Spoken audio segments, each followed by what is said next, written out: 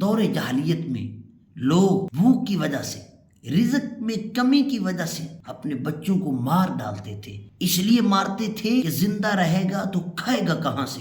اللہ اکبر کبیرہ، یہ دور جاہلیت کی بات عرض کر رہا ہوں۔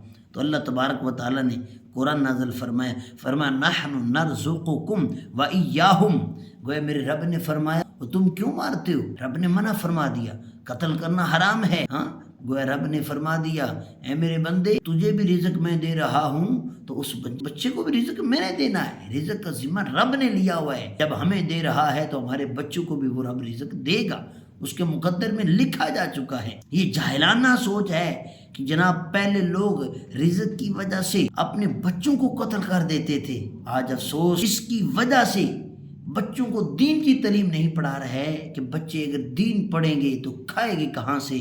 حالانکہ اللہ تبارک و تعالی قرآن مجید فرقان حمید کے اندر ارشاد فرماتا ہے ان ربک یبسط الرزق لمن یشاء ویقدر انہ کان بعبادہ خبیرا بصیرا۔ اللہ رب العزت فرماتا ہے کہ بے شک آپ کا رب اس کے لیے چاہے رزق وسیع فرما دیتا ہے۔ یعنی اس میں یہ شرط نہیں ہے کہ جو دنیا پڑھے گا تو اللہ رزق دے گا۔ کون سی تمہارے پاس اس چیز کی گارنٹی ہے؟ اگر دنیا پڑھیں گے تو رزق ملے گا، دین پڑھیں گے تو رزق نہیں ملے گا؟ نہیں میرے بھائی، ایسا نہیں ہے۔ رزق کا ذمہ میرے رب نے لیا ہے، وہ جس کو چاہتا ہے جتنا چاہتا ہے عطا فرما دیتا ہے، بلکہ دین کی برکت کی وجہ سے اللہ رزق میں اضافہ فرماتا ہے، اور دین کے ساتھ تعاون کرنے والے کو بھی اللہ اس کے رزق میں بھی برکتیں پیدا فرما دیتا ہے۔